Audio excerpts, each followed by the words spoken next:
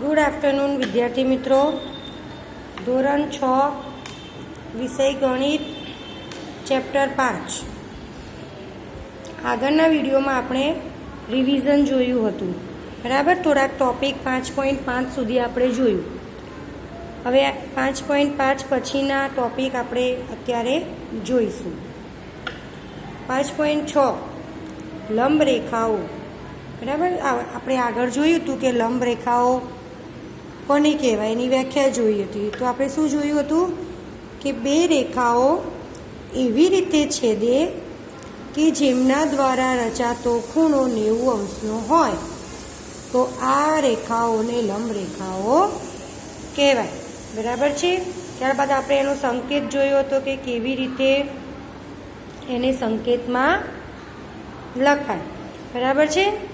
જુઓ, તમને આકૃતિ દેખાય છે. બે રેખા છે એ બી અને MN, બરાબર છે. જે બિંદુમાં છેદે છે આપણે એને શું નામ આપ્યું? એમ આગળ તમે જોશો કે દરેક ખૂણા 90 અંશના બને છે તો એને શું કહેવાશે? લંબ. તો જુઓ, AB અને CD લંબ હોય તો તેને રેખા AB લંબ રેખા CD લખાય, બરાબર છે. પછી આપણે એક ઉદાહરણ જોયેલું કે પોસ્ટકાર્ડની પાસેની બે ધારો હોય તો એ પરસ્પર કેવી હોય? લંબ હોય, બરાબર છે. ત્યારબાદ આપણે સ્વાધ્યાય જોયું 5.5. એમાં આપણને ઉદાહરણ આપ્યા હતા અને આપણે એના ઉપરથી લખ્યું હતું કે આ લંબરેખાનું ઉદાહરણ છે કે નથી. તો આપણે ટેબલની વાત કરી હતી, પાસેની બે ધારો બાજુ, બરાબર. તો એ શું છે? લંબરેખાનું ઉદાહરણ છે. ત્યારબાદ રેલવેના પાટા એ લંબ રેખાનું ઉદાહરણ નથી, પરંતુ જો આપણે એને ગણવું હોય તો એ સમાંતર રેખાનું ઉદાહરણ છે. ત્યારબાદ મૂળાક્ષર આપણે L જોયો હતો, તો મૂળાક્ષર L એક લંબ રેખાનું ઉદાહરણ છે. ત્યારબાદ V આપણે જોઈ શકીએ કે બંને એક બિંદુમાં છેદે છે અને લંબ ખૂણો બનતો નથી, 90 અંશનો ખૂણો બનતો નથી, એટલે એ પણ લંબ રેખાનું ઉદાહરણ નથી, બરાબર છે. પછી ત્યારબાદ આપણે ઘણા ઉદાહરણ જોયા હતા. લંબ દ્વિભાજક, બરાબર. આપણે ત્યારબાદ મધ્યબિંદુ શોધ્યું હતું.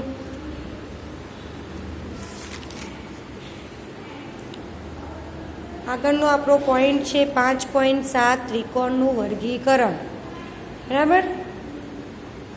તો આપણને બધાને ખબર છે કે ત્રિકોણ 3 બાજુથી બનેલો હોય છે અને કેવી આકૃતિ છે? તો કે બંધ આકૃતિ છે. તો 3 રેખાખંડથી બનેલી બંધ આકૃતિ એ ત્રિકોણ છે. ત્રિકોણની કેટલી બાજુ હોય? તો કે 3. અને કેટલા ખૂણા હોય? 3 ખૂણા, બરાબર છે. તો હવે આપણે ત્રિકોણના પ્રકાર જોઈએ. તો ત્રિકોણના પ્રકાર બે રીતથી પડે છે, બરાબર. એક બાજુના આધારે અને એક ખૂણાના આધારે, બરાબર છે.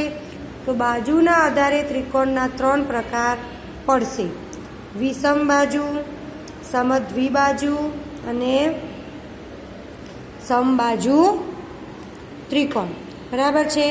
તો વિષમ બાજુ કોને કહેવાશે? તો કે જે ત્રિકોણની 3 બાજુઓ સરખી ન હોય તો એ ત્રિકોણને આપણે વિષમ બાજુ ત્રિકોણ કહીશું. ત્યારબાદ આ વાત કરીએ સમદ્વિબાજુ.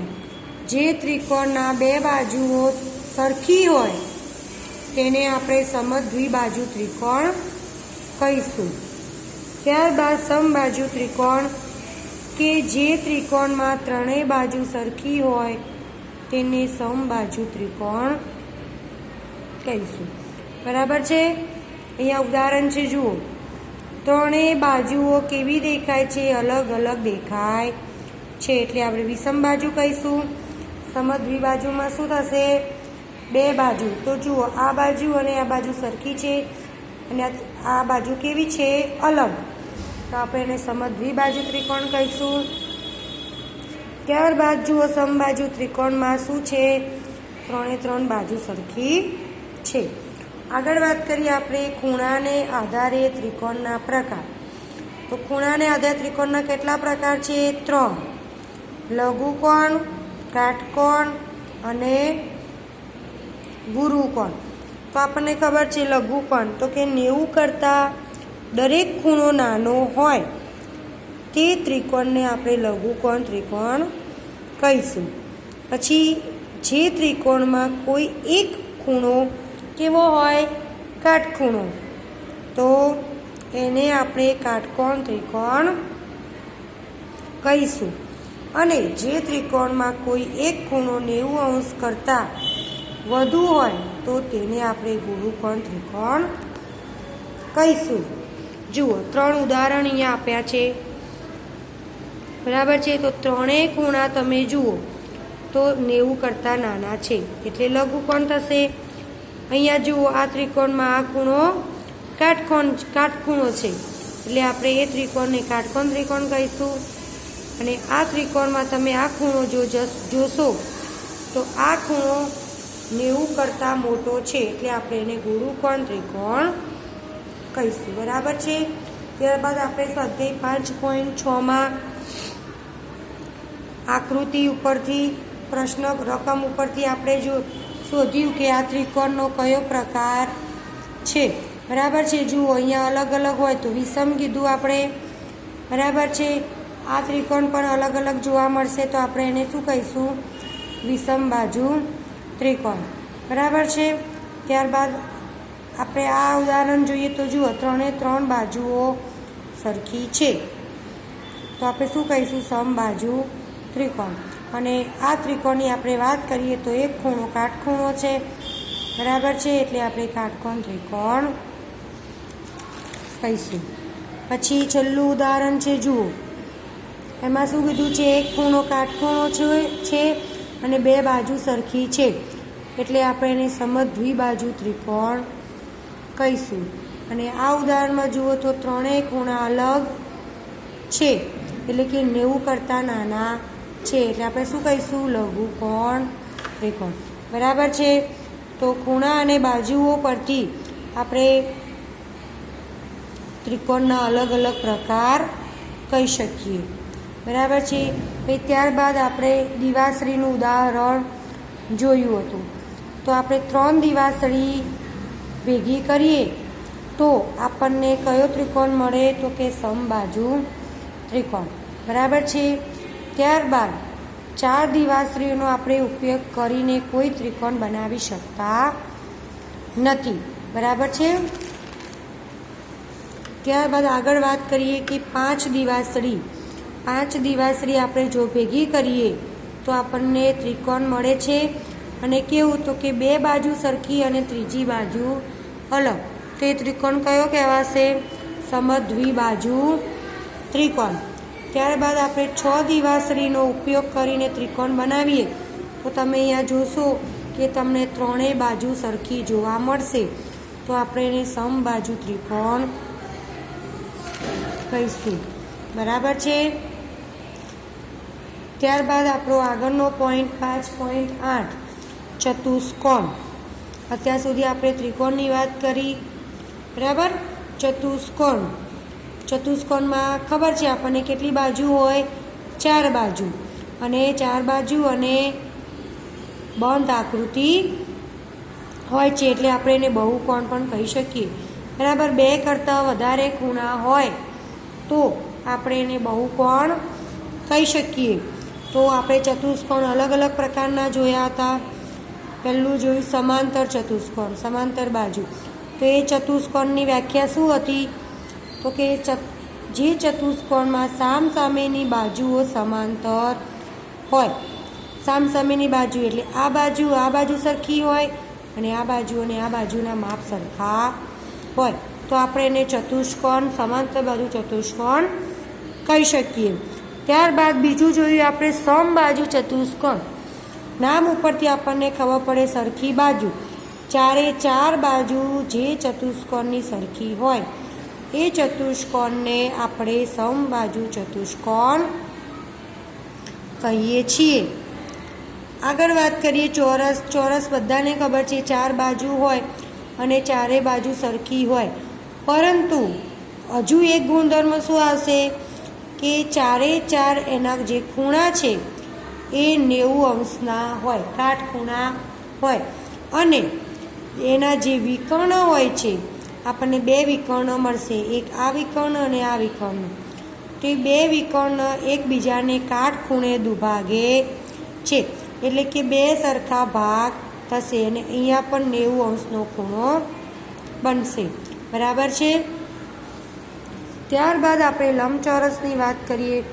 લંબચોરસમાં શું હોય છે એની વ્યાખ્યા, તો કે એમાં 4 બાજુ હોય પરંતુ સામસામેની બાજુ સરખી હોય। બરાબર, આ જેટલી લંબાઈ હોય એટલી આ લંબાઈ હોય, આ લંબાઈ હોય એટલી આ લંબાઈ, પરંતુ ચોરસના જેમ અહીંયા પણ ચારે ચાર ખૂણા કેવા હોય, કાટખૂણા હોય। બરાબર છે। આ વાત કરી આપણે લંબચોરસની। હવે આવશે સમલંબ। સમલંબ ચતુષ્કોણમાં શું હોય છે કે સામસામેની બાજુની ફક્ત એક જ જોડ આપણને સરખી સમાંતર મળે છે। તમે અહીંયા જુઓ, આ બાજુ અને આ બાજુ જોશો તો તમને સમાંતર જોવા મળતી નથી, પરંતુ આ બાજુ અને આ બાજુ જુઓ, એક બીસી અને એડી, તો તમને સમાંતર જોવા મળે છે। તો આપણે એ ચતુષ્કોણને કયો કહીશું? સમલંબ ચતુષ્કોણ। બરાબર છે। ત્યારબાદ આપણે સ્વાધ્યાય 5.7 જોયું, એમાં આપણે ખરા ખોટા જોયા। બરાબર છે।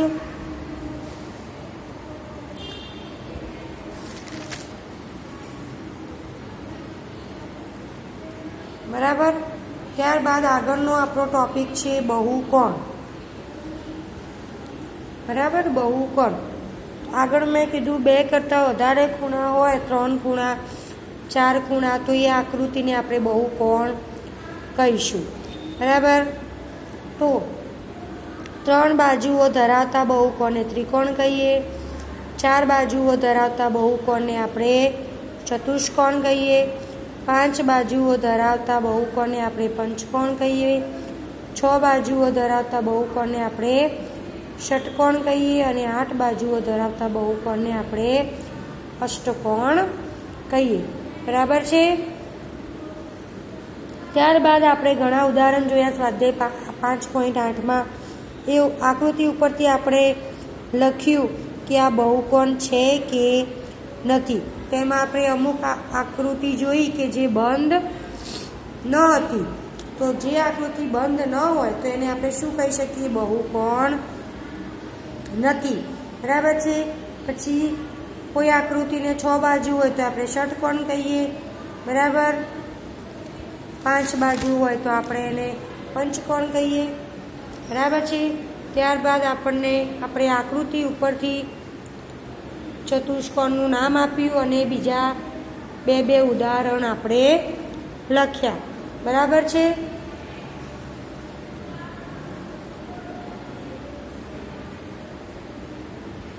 પંચકોણના ઉદાહરણ જોયા આપણે, અષ્ટકોણના જોયા। બરાબર છે।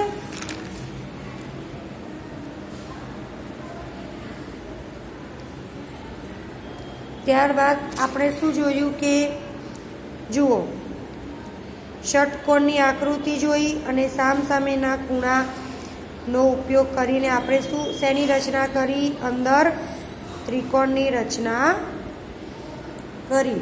બરાબર છે। ત્યારબાદ હજુ એક આપણે ઉદાહરણ જોયું કે અષ્ટકોણ, 8 બાજુ આપણે દોરીને ત્યારબાદ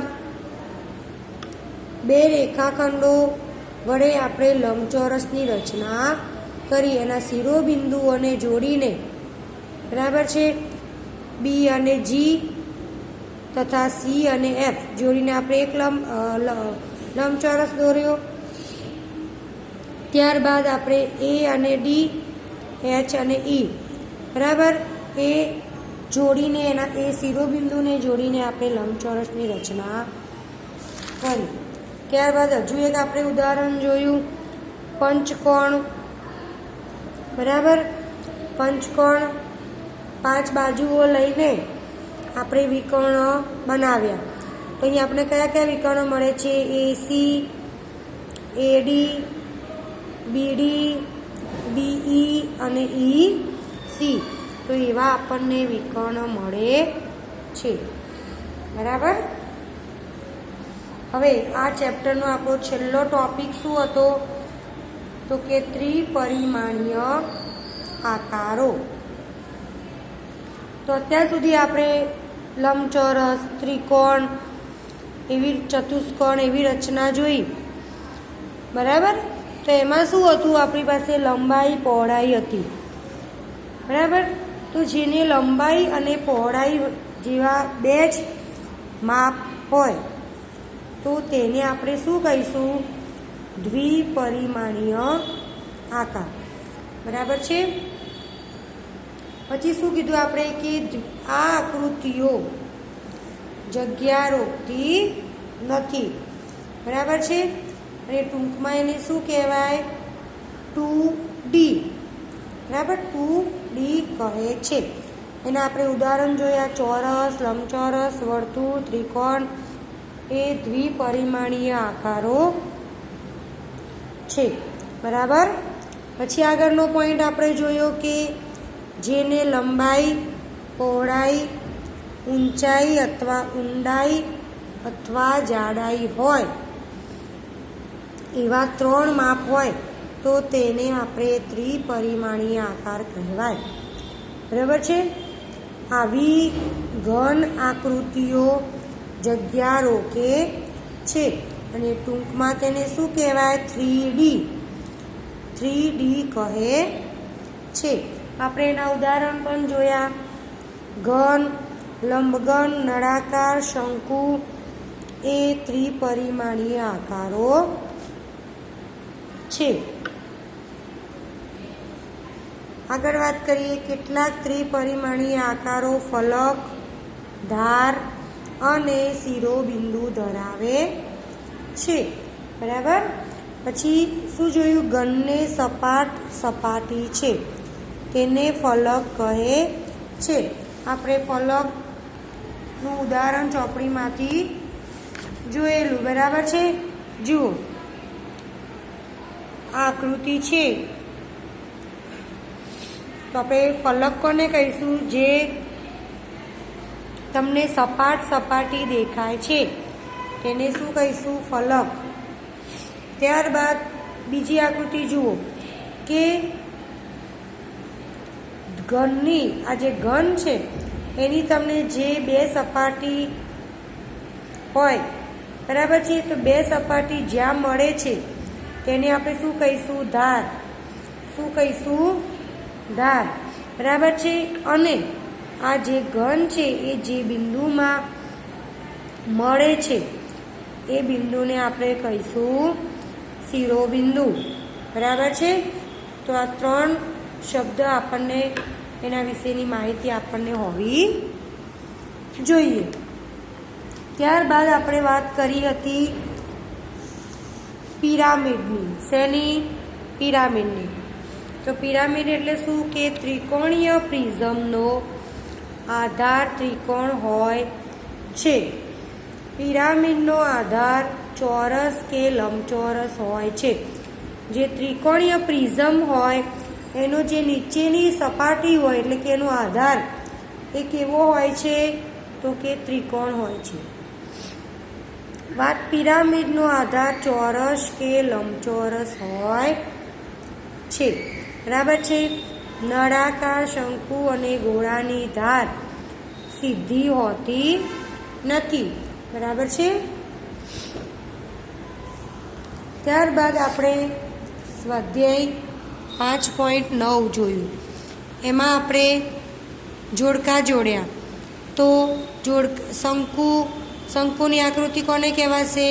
આ ગોળો રાઉન્ડ શેપમાં. નળાકાર આવી આ આકૃતિ થશે નળાકાર. લંબઘન. બરાબર. અને પિરામિડ આ કયો છે? ત્રિકોણીય. બરાબર. ત્યારબાદ આપણે શું કીધું? એના બીજા 2 ઉદાહરણ પણ આપણે જોયા હતા. બરાબર છે. પછી પ્રશ્ન 2માં શું હતું કે આપણને ઉદાહરણ આપ્યા છે એને એ આકૃતિને આપણે શું કહીશું? તો સાધનની પેટીનો આકાર કેવો હોય? લંબઘન. ઈંટનો આકાર લંબઘન. દિવાશ્રીની પેટીનો આકાર લંબઘન. રોડ રોલરનો તો કે નળાકાર. અને મીઠાઈનો લાડુ કેવો હોય? ગોળ. બરાબર છે. તો અહીંયા આપણું ચેપ્ટર પૂરું થાય છે. બરાબર. કાલથી આપણે પૂર્ણાંક સંખ્યાઓ જોઈશું. Thank you.